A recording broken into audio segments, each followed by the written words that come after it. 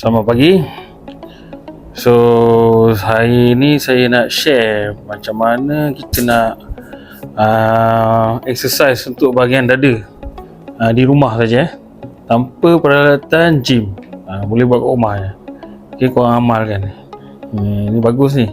Amalkanlah kalau boleh setiap hari ke.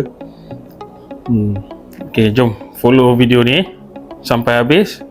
Yang pentingnya ke rumah korang kena ada kerusi lah.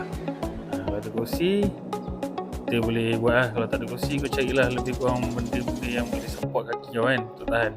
Okay, tak kaki korang atas kerusi. Okay, dalam keadaan berjaga-jaga. Okay, buat 10 atau 15 kali Ini untuk hit bahagian upper chest.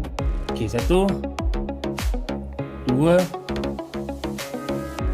3.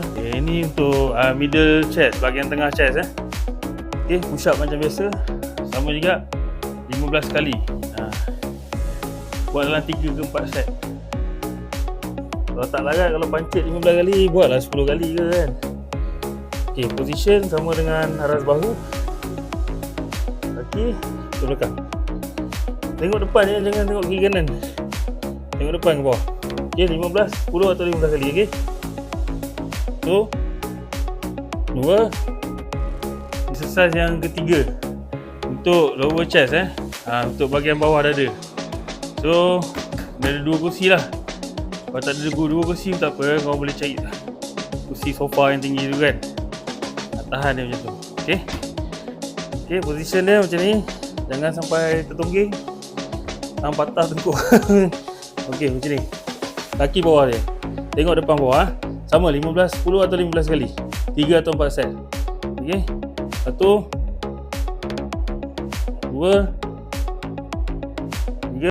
Okay, itu sajalah perkongsian saya untuk hari ni, untuk senaman bahagian dada.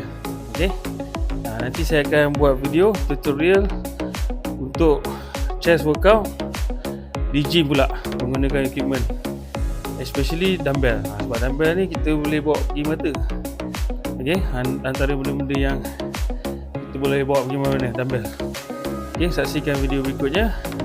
Jangan lupa subscribe, tekan butang lonceng bagi komen kalau nak tahu apa-apa berkenaan fitness. InsyaAllah saya boleh membantu. Tak banyak, sikit saya boleh membantu. Terima kasih. Bye-bye. Itulah dah lama tak exercise. Terima kasih. Okay, peace.